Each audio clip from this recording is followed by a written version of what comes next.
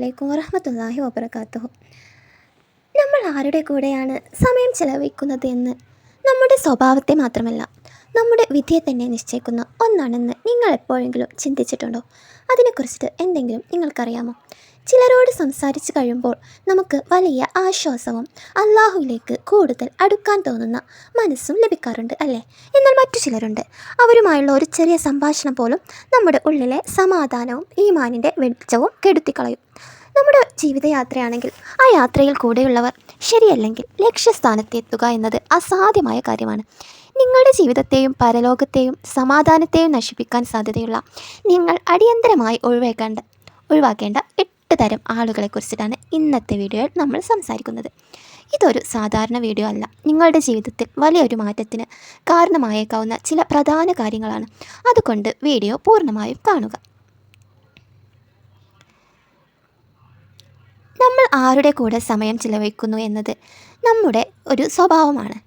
നമുക്ക് ഇഷ്ടമുള്ളവരുടെ കൂടെ ആയിരിക്കും ചിലപ്പോൾ നമ്മൾ സമയം ചിലവഴിക്കുന്നത്. അതുപോലെ നമുക്ക് മനസ്സിന് ഒരു ഇണക്കം തോന്നുന്നവരുടെ കൂടെയൊക്കെ ആയിരിക്കും അല്ലേ? ചിലരോട് സംസാരിക്കുമ്പോൾ നമുക്ക് വലിയ ആശ്വാസം ഒക്കെ തോന്നും. ചിലരോട് സംസാരിക്കുമ്പോൾ ദൈവികമായിട്ടുള്ള ചിന്തകളും മറ്റും നമ്മുടെ മനസ്സിൽ വന്നുകൊണ്ടേയിരിക്കും. ഇസ്ലാം ഗൗരവത്തോടെ താക്കീത് നൽകുന്ന നമ്മൾ അകന്നു നിൽക്കേണ്ട ചില വ്യക്തിത്വങ്ങളുണ്ട്. ഒന്നാമത്തെ ആൾ ആരാണെന്ന് നോക്കാം. ദൈവസ്മരണ ഇല്ലാത്തവർ. എപ്പോഴും പണം, ആഡംബരം, മറ്റുള്ളവരുടെ കുറ്റങ്ങൾ എന്നിവ മാത്രം സംസാരിക്കുന്നവർ. ഇവരുടെ നാവുകളിൽ നിന്ന് പരലോകത്തെക്കുറിച്ചോ നന്മയെക്കുറിച്ചോ ഉള്ള ഒരു വാക്ക് പോലും വീഴില്ല. അവരുടെ കൂടെ നമ്മൾ കഴിവതും നടക്കാതിരിക്കുന്നതാണ് നല്ലത്. അതാണ് ഒന്നാമത്തെ ആൾ, ദൈവസ്മരണ ഇല്ലാത്തവർ. രണ്ടാമത്തെ ആളായതാണ് എപ്പോഴും പരാതി പറയുന്നവർ. ദൈവത്തിൻ്റെ അനുഗ്രഹങ്ങളെ കാണാതെ, അള്ളാഹു തന്ന അനുഗ്രഹങ്ങൾ കാണാതെ തനിക്ക് ലഭിക്കാത്ത കാര്യങ്ങളെക്കുറിച്ച് മാത്രം പരാതി പറയുന്നവർ. ഇവരോടൊപ്പം ഇരിക്കുന്നത് നിങ്ങളുടെ ഉള്ളിലെ നന്ദി, ശുക്രിനെ ഇല്ലാതാക്കും. നിങ്ങൾക്കും അതുപോലത്തെ മനസ്സ് വന്നുകൊണ്ടേയിരിക്കും. അപ്പോൾ നമ്മൾ എപ്പോഴും പരാതി പറയുന്ന ഒരാളായിട്ട് മാറും. അവരുടെ കൂടെ നമ്മൾ നടക്കാതിരിക്കാൻ ശ്രമിക്കുക. മൂന്നാമത്തെ ആൾ പരദൂഷണം പറയുന്നവർ. മറ്റൊരാളുടെ കുറവുകളും രഹസ്യങ്ങളും വിഭവം പോലെ വിളമ്പുന്നവർ. മറ്റൊരാളുടെ മാംസം ഭക്ഷിക്കുന്നതിന് തുല്യമായാണ് പരദൂഷണത്തെ ഖുർആൻ വിശേഷിപ്പിക്കുന്നത്. അപ്പോൾ പരദൂഷണം പറയുന്ന ആളുകളുടെ കൂടെ നമ്മൾ നടക്കാതിരിക്കുക. നാലാമത്തെ ആൾ ആത്മവിശ്വാസം തകർക്കുന്നവർ. നിങ്ങളൊരു നല്ല കാര്യം ചെയ്യാൻ ഒരുങ്ങുമ്പോൾ അതൊന്നും നടക്കില്ല, നിന്നെക്കൊണ്ട് കഴിയില്ല എന്ന് പറഞ്ഞ് നിങ്ങളെ തളർത്തുന്നവർ. അള്ളാഹുവിൽ വിശ്വസിക്കുന്നവർക്ക് ഒന്നും അസാധ്യമല്ല എന്ന് നിങ്ങൾ ഓർക്കണം. അള്ളാഹുവിനെ തവക്കുൽ ചെയ്യുക. ആത്മവിശ്വാസം തകർക്കുന്നവരെ നിങ്ങൾ ഒഴിവാക്കുക. അഞ്ചാമത്തെ ആൾ ആഡംബരങ്ങളിൽ മാത്രം ജീവിക്കുന്നവർ. പണവും പ്രശസ്തിയും മാത്രമാണ് വിജയമെന്ന് നിങ്ങളെ വിശ്വസിപ്പിക്കുന്നവർ. ഇവരുടെ സാമീപ്യം നിങ്ങളിൽ അപകർഷതാബോധം ഉണ്ടാക്കും. അതുകൊണ്ട് അങ്ങനത്തെ ആളുകളുടെ കൂടെ നിങ്ങൾ നടക്കാതിരിക്കുക. ആറാമത്തേത് നുണയന്മാരും വഞ്ചകരും. തമാശക്കോ കാര്യത്തിനോ നുണ പറയുന്നവർ.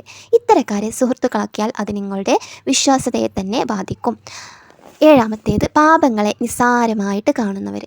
ഇതൊക്കെ എല്ലാവരും ചെയ്യുന്നതല്ലേ എന്ന് പറഞ്ഞ് തെറ്റുകളെ ലഘൂകരിക്കുന്നവർ.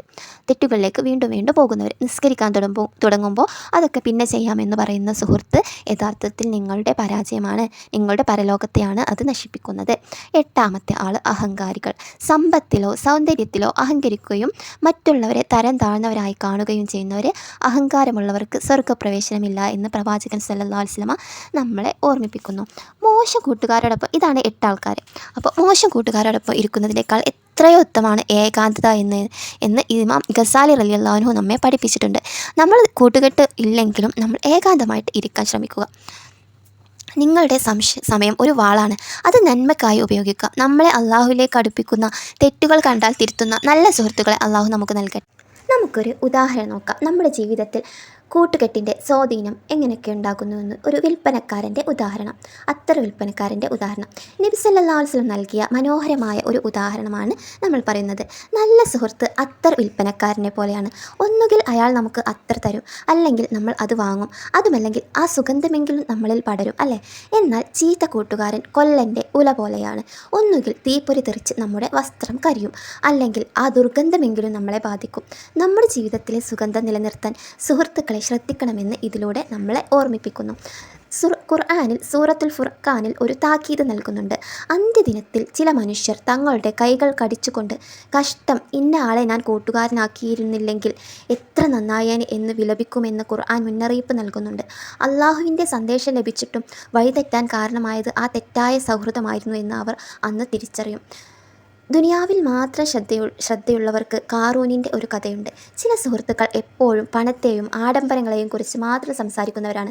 കാറൂനിൻ്റെ സമ്പത്ത് കണ്ട് അത് ആഗ്രഹിച്ചവരെ പോലെ ഇന്ന് സോഷ്യൽ മീഡിയയിലും മറ്റും പണമാണ് വിജയം എന്ന് നമ്മെ വിശ്വസിപ്പിക്കുന്ന ഒട്ടേറെ പേരുണ്ട്. അവർ നമ്മുടെ ഹൃദയത്തിലെ സമാധാനം കവർന്നെടുക്കുമെന്ന് നമ്മൾ വിശ്വസിക്കണം. Negative energy പടർത്തുന്നവരുണ്ട്. അള്ളാഹു നൽകിയ അനുഗ്രഹങ്ങളെ കാണാതെ എപ്പോഴും പരാതികൾ മാത്രം പറയുന്നവരുടെ കൂടെ ഇരിക്കുന്നത് നമ്മുടെ ഗ്രാറ്റിറ്റ്യൂഡ് ഇല്ലാതാക്കും. നിങ്ങളെക്കാൾ താഴ്ന്ന നിലയിലുള്ളവരിലേക്ക് നോക്കി ജീവിക്കാനാണ് ഇസ്ലാം നമ്മെ പഠിപ്പിക്കുന്നത്. പരാതിക്കാരോടൊപ്പമുള്ള സംഭാഷണങ്ങൾ നമ്മെ നമ്മുടെ ജീവിതത്തെ തന്നെ വെറുക്കാൻ പ്രേരിപ്പിക്കും. ആത്മവിശ്വാസം തകർക്കുന്നവരുണ്ട്. മൂസാ നബി അലൈഹി ഇസ്ലാമിൻ്റെ ചരിത്രം. നമ്മൾ ഒരു നല്ല കാര്യം ചെയ്യാൻ തുടങ്ങുമ്പോൾ അതൊന്നും നടക്കില്ല എന്ന് പറയുന്നവരെ നിങ്ങൾ സൂക്ഷിക്കണം. ഫിർഔന്റെ സൈന്യം പിന്നാലെ ഉണ്ടായിരുന്നിട്ടും അള്ളാഹുവിൽ ഉറച്ചു വിശ്വസിച്ച മൂസാ നബി അലൈഹി ഇസ്ലാമിൻ്റെ ദൃഢവിശ്വാസം നമുക്ക് മാതൃകയാവണം.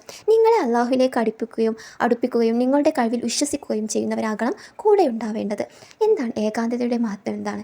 മോശം കൂട്ടുകാരോടൊപ്പം ഇരിക്കുന്നതിനേക്കാൾ എത്രയോ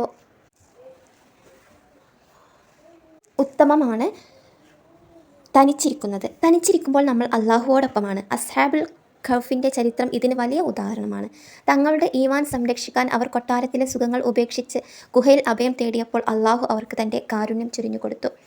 100 പേരെ കൊന്ന മനുഷ്യൻ പശ്ചാത്താപിക്കാൻ ആഗ്രഹിച്ചപ്പോൾ പണ്ഡിതൻ അവനോട് പറഞ്ഞത് ആ നാട്ടിലെ മോശം കൂട്ടുകെട്ടുകൾ ഉപേക്ഷിച്ച് പുണ്യവാന്മാർ താമസിക്കുന്ന മറ്റൊരു സ്ഥലത്തേക്ക് പോകാനാണ്. ആ മാറ്റത്തിനുള്ള ആഗ്രഹമാണ് അവനെ സ്വർഗത്തിന് അർഹനാക്കിയത്. നമ്മളും നമ്മുടെ ചുറ്റുമുള്ള മോശം ബന്ധങ്ങൾ ഉപേക്ഷിക്കാൻ തയ്യാറാവണം. പ്രിയപ്പെട്ടവരെ, ഈ വീഡിയോ അവസാനിപ്പിക്കുന്നതിന് മുമ്പ് നമ്മൾ സ്വയം ചോദിക്കേണ്ട ഒരു ചോദ്യമുണ്ട്.